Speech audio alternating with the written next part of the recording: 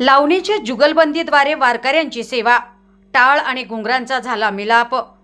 जगद्गुरू संत तुकाराम महाराजांचा पालखी सोहळा आज यवतहून वरवंडच्या दिशेने निघाला असताना केडगाव चौफुल्यावर या सोहळ्याची वारकऱ्यांसाठी वाखारी येथील न्यू अंबिका कला केंद्राच्या नर्तिकांनी आपली कला सादर केली। घुंगरांचा छनछनाट, टाळ, मृदुंगांचा नाद, लावणी आणि भक्तिगीतांचा मिलाप अशा भक्तिमय वातावरणात आज वारकऱ्यांना भक्ती आणि लावणीच्या जुगलबंदीचा अवीट नमुना अनुभवायला मिळाला।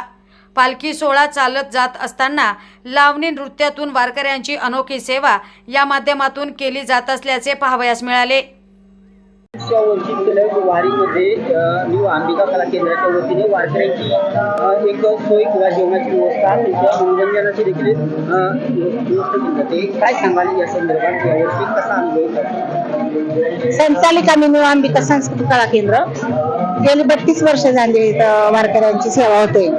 वारकऱ्यांची सेवा म्हणजे आता थकलेले पाय असतात आणि यवतला मुक्कामी असतात। यवतला मुक्कामी असल्यानंतर जे त्यांना आस लागलेली असते, तर महाराष्ट्रभर सगळ्यांना माहिती वारकऱ्यांना की इथं खूप छान कार्यक्रम असतो, जुगलबंदी आणि लावणी आणि अभंग याची, तर ते पाहण्यासाठी महाराष्ट्रातून जवळजवळ आज 25 वर्ष सतत येणारे लोक मी पाहिलेत वारकरी, आणि इथं आवर्जून ते भेट देतात। आणि इथं ते आल्यानंतर इतकं त्यांना छान वाटतं की इथं त्यांची पायाची मसाज केली जाते, थकवा त्यांचा दूर केला जातो, त्यांचे अभंग लावण्या त्यांच्यासाठी, त्यांच्या आनंदासाठी साजऱ्या केलेल्या असतात। आणि इथं आल्यानंतर त्यांना एक वेगळा अनुभव होतो।